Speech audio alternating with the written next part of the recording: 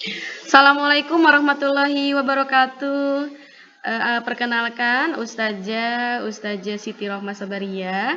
Hari ini kita akan belajar IPA ya. Jadi ini di slide pertama Ustazah akan perlihatkan ini adalah laboratorium IPA SMP IT Darussalam. Tapi untuk saat ini kita hanya bisa belajar di rumah dulu ya. Ini Ustazah ya, kemarin sudah berkenalan bersama-sama guru IPA SMP IT ada 3 orang, ada Ustazah Siti Rohmah Sobaria, kemudian ada Ustazah Indah Puspita, kemudian juga ada Ustazah Jayanti Evi Nopitasari ya. Untuk kelas 7, alhamdulillah nanti akan dibersamai oleh Ustazah Siti ya, yang seharusnya Ustazah Evi tetapi Ustazah Evinya sedang cuti ya, maka digantikan oleh Ustazah Siti. Materi kita di hari ini ya, jadi ini kalian boleh melihat kompetensi dasar semester ganjil kelas 7 tahun ajaran 2020-2021. Kita akan belajar bab pertama ini tentang besaran dan pengukuran pada makhluk hidup. Kemudian bab kedua adalah kita akan belajar tentang klasifikasi benda dan benda hidup dan benda tak hidup ya. Kalian bisa melihat kompetensi dasar ini pada bukunya, pada buku mapel kalian, buku pegangan kalian ya. Itu di halaman awal ya, itu ada penjelasannya di bab mana saja yang harus dipelajari ya. Kemudian kompetensi dasar berikutnya bab 3 wujud zat dan perubahannya, kemudian bab 4 tingkat organisasi kehidupan. Ya insya Allah nanti materi ini juga sudah pernah kalian pelajari di SD sehingga di SMP tidak akan terlalu sulit ya. Ananda sekalian ya, untuk hari ini kita akan belajar mengenai besaran dan pengukuran ya. Jadi hari pertama kita akan belajar mengenai besaran dan pengukuran ya. Apa itu besaran? Ya, kita lihat di sini besaran itu sering dijumpai dalam kehidupan kita sehari-hari. Nah, ya, semua gejala alam yang dapat diukur itu disebutnya adalah besaran. Ya, misalnya panjang, waktu, kemudian volume, itu semua disebut sebagai besaran. Kemudian benda yang bentuknya terukur itu bisa diukur gitu ya. Misalnya dengan menggunakan penggaris, dengan menggunakan jangka sorong atau mikrometer skrup ya, atau apa saja alat yang bisa dipakai untuk mengukur ya. Nah, apa itu mengukur? Nah, mengukur itu sebenarnya adalah membandingkan sesuatu besaran yang diukur dengan alat ukur yang digunakan sebagai satuan. Kenapa pengukuran ini menjadi sebuah hal yang sangat penting untuk pembelajaran IPA ya? Karena pembelajaran IPA atau sains itu adalah ilmu pasti. Nah, ya jadi segala sesuatunya harus memang jelas dan terukur ya. Kemudian Ananda sekalian, nah ya dalam ilmu fisika itu ada yang disebut sebagai besaran ya. Besaran itu didefinisikan sebagai segala sesuatu yang dapat diukur ya. Jadi segala sesuatu yang dapat diukur itu adalah besaran. Besaran dalam ilmu fisika ada 2 jenis ya. Jadi ada 2 jenis besaran. Yang pertama adalah besaran pokok dan yang kedua adalah besaran turunan ya. Besaran pokok itu apa?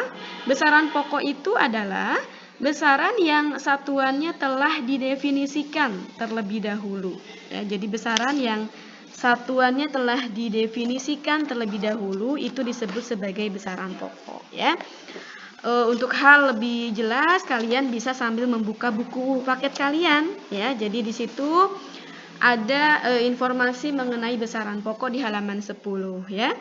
Besaran pokok adalah besaran yang satuannya ditetapkan terlebih dahulu dan tidak diturunkan dari besaran yang lain ya. Ada 7 besaran pokok, diantaranya adalah panjang, massa, waktu ya, suhu, kuat arus, kemudian jumlah zat dan intensitas cahaya. Nah, ini Ketujuh besaran pokok ini wajib dihafal ya. Jadi nanti Ustazah akan adakan kuis. Kuisnya berupa lisan. Ya jadi satu-satu. Insya Allah mungkin satu atau dua pekan ke depan. Maka dihafalkan ya tentang jumlah besaran pokok bersama dengan satuannya ya. Kemudian besaran yang kedua adalah besaran turunan. Nah, ini juga ya, jadi tadi besaran pokok hanya ada 7. Nah, besaran turunan jumlahnya sangat banyak. Ya.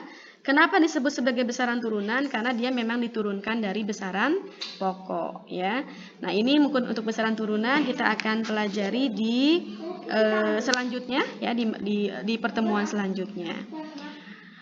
Dahulu orang biasa menggunakan jengkal, hasta, depa, langkah sebagai alat ukur panjang. Ya, ternyata hasil pengukuran yang dilakukan menghasilkan data berbeda, gitu kan? Misalnya satu orang mengukur menggunakan jengkal, mengukur meja menggunakan jengkal. Ya, misalnya Ali mendapatkan meja itu 10 jengkal, tetapi Siti menggunakan Siti ternyata mengukur meja tersebut dengan 8 jengkal, maka itu luar biasa ya, berbeda. Ya, jadi karena ada perbedaan itu dan menyulitkan, ya, akhirnya harus ada ditetapkan satuan yang berlaku secara umum, gitu ya.